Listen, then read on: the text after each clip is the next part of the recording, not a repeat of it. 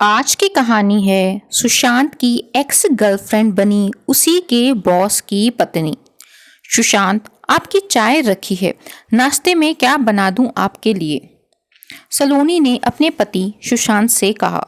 मैंने तुमसे कितनी बार कहा है मुझे तुमसे बात करने की कोशिश मत किया करो, मेरे बार बार सामने मत आया करो, पूरा दिन मेरा खराब जाता है।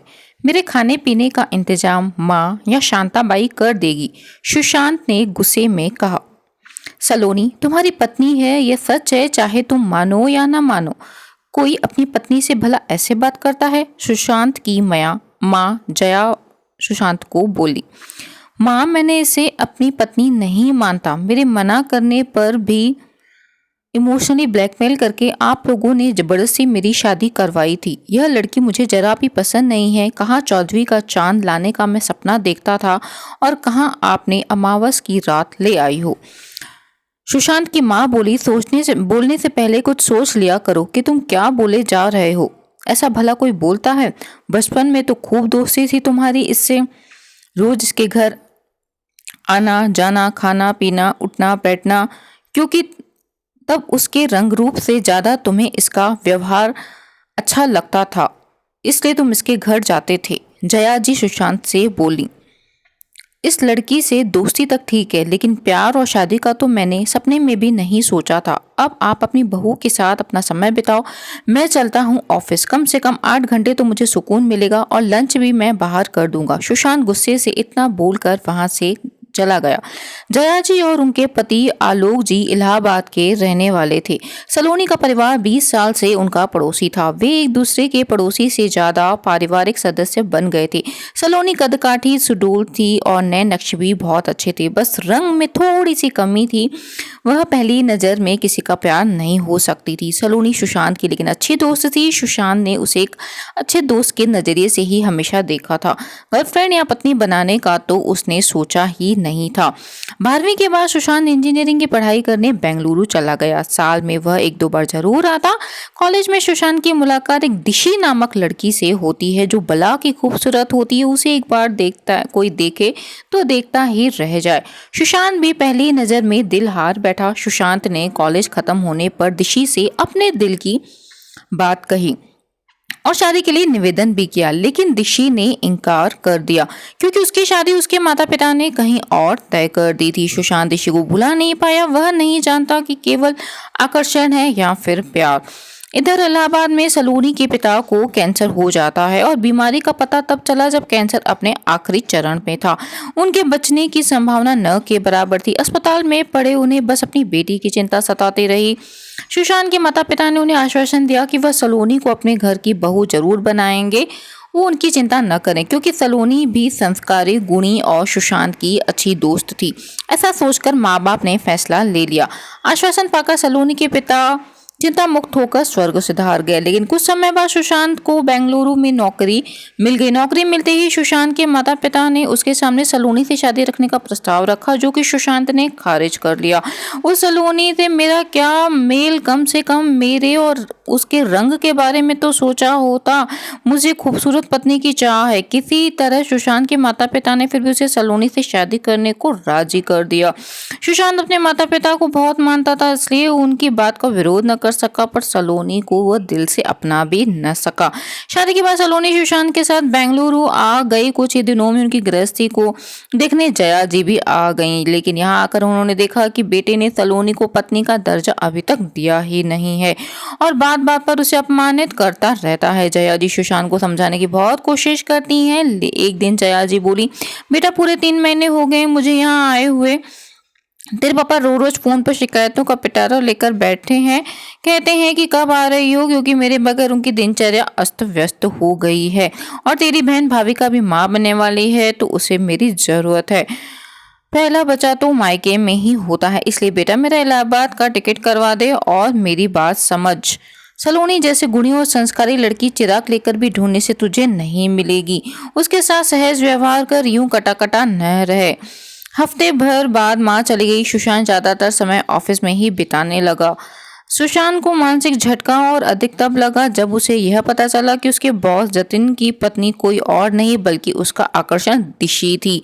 वह अक्सर साधारण रंग रूप की सलोनी से दिशी की खूबसूरती की तुलना करता और बेवजह ही सलोनी से नाराज रहता। एक बार सुशांत को तेज बुखार है जो कि हफ्ते भर उतर ही नहीं रहा था।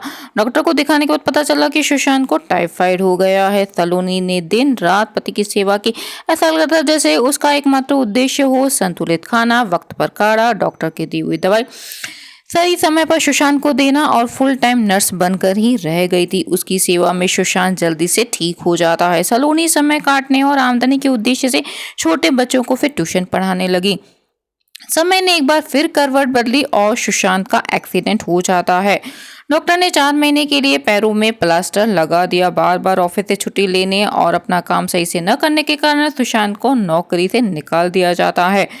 सुशांत तनाव में रहने के कारण काम पर पूरा फोकस नहीं कर पा रहा था।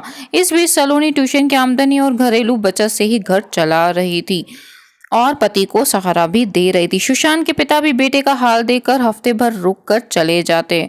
सलोनी ने सोच लिया था कि सुशांत के ठीक होने पर वह वहां से चली जाएगी, क्योंकि सुशांत उसे पत्नी के रूप में पसंद नहीं करता था और तनाव में रहता था। वो ऐसा कभी नहीं चाहती थी कि उसकी वजह से सुशांत को कोई भी तकलीफ हो।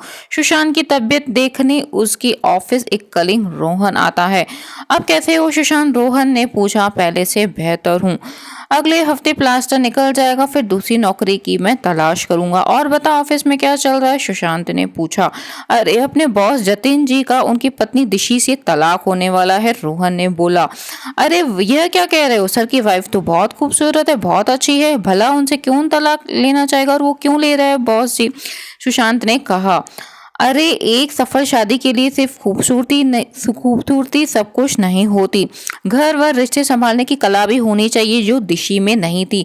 सुनने में आया है कि दिशी एकदम नकचड़ी और तुनक मिजाज की है और फैशनल गर्ल है। ससुराल में किसी से बनाकर नहीं चलती, ना सास ससुर को सम्मान देती है, ना छोटों को प्यार, और घर का तो कोई एक काम भी नहीं करती, बस घूमना फिरना, बाहर खाना, और ऐसे तो जीवन नहीं कटता है ना। तुम्हें याद है जतिन जी को एक बार जॉन्डिस हो गया था। ऐसी हालत में दिशी उन्हें छोड़कर अपने दोस्तों के साथ हफ्ते भर के लिए शहर से बाहर चली गई थी घूमने फिरने, और माँ ने फिर उनकी सेवा की। यह तो जतिन जी के मन से तब उतर गई थी, पर जैसे तैसे जतिन शादी निभा रहे थे, पर सहन करने की भी एक बेइंतहा होती है। उन्होंने दिशी को समझने में बहुत कोशिश की, लेकिन वह अपनी गलती मानने को तैयार ही नहीं हुई और ससुराल वालों पर झूठा दहेज का भी पुलिस केस कर दिया। जतिन जी और उसके माता पिता की बहुत बदनामी हुई। जतिन जी यह सदमा बर्दाश्त नहीं कर पाए। जिस पत्नी के लिए उन्होंने क्या कुछ नहीं किया, उसे इतना प्यार दिया, सम्मान दिया, उसी पत्नी ने उनकी और उनके परिवार की प्रतिष्ठा खराब कर दी, धज्जियां उड़ा दी। जतिन जी एक अच्छे वकील की सेवा ली और जतिन जी ने ऐसे कई प्रमाण प्रस्तुत किए जिससे साबित होता है कि उनकी पत्नी ने दहेज का झूठा आरोप लगाया था, और उनके ऊपर जो केस था वो सब कुछ बेबुनियाद बताया गया और जतिन जी को उनके परिवार को झूठे आरोप से बरी भी किया गया। लेकिन इसके बाद जतिन जी ने तलाक लेने का फैसला कर लिया था और तलाक का नोटिस अपनी पत्नी को भेज दिया। सुशांत को बहुत आश्चर्य हुआ कि उसे अपनी माँ की बात फिर याद आती है कि बेटा सलोनी हीरा है, एक ना एक दिन हीरे की परख हो ही जाती है जौहरी को। और सच में आज उसे अपने माता पिता की पसंद पर फक्र हो रहा था। सुशांत की आंखों में आंसू बह निकले। सुशांत को रात भर नींद नहीं आई और अगले दिन जब सलोनी से सूप देने आती है तो वह सलोनी का हाथ पकड़कर उसे कहता है कि सलोनी जरा मेरे पास बैठो। सलोनी को कुछ अजीब सा लगा। सलोनी मुझे माफ कर दो, जो बात माँ ने तुम्हारे अंदर देखी वह मैं नहीं देख पाया, बहुत नासमझ था, लेकिन अब मैं समझ चुका हूँ कि सुंदरता अस्थायी चीज है, चरित्र स्थायी चीज है। सुंदर चेहरे शायद आपका बुरे वक्त में साथ छोड़ देते हैं, लेकिन सुंदर मन आपका मरते दम तक साथ नहीं छोड़ते हैं। सुशांत की आंखें दिल का हाल बयां कर रही थी। विश्वास जीत गया था। सलोनी के निस्वार्थ प्रेम के आगे सुशांत का दिल पिघल गया। सलोनी की आंखें भी भर आई थी। उसने भी सब कुछ भुलाकर अपने रिश्ते की एक नई शुरुआत की। दोस्तों माता पिता को चाहिए कि वो अपने बच्चों पर शादी का दबाव न डाले, और आज की जनरेशन को समझना चाहिए कि एक सफल शादी सिर्फ खूबसूरती से नहीं बल्कि घर संभालने की कला भी होनी चाहिए, तो समझदारी की कला भी होनी चाहिए। तो ये थी एक छोटी सी कहानी जिसमें सुशांत जो है बस खूबसूरती के पीछे भागता रहा, दिशी के पीछे।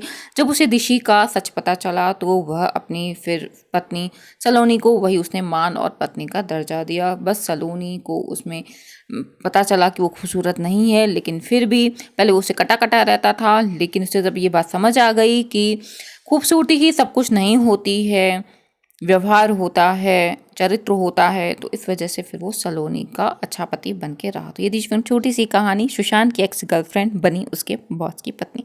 कैसे लगी कहानी अच्छी लगी तो प्लीज़ फ्रेंड को वीडियो को लाइक करें, शेयर करें और चैनल को सब्सक्राइब करें। ऐसे ही कहानियों के लिए बने रहें चैनल पे, तो चैनल को अवश्य सब्सक्राइब करें। अभी के लिए इतना ही, शुक्रिया।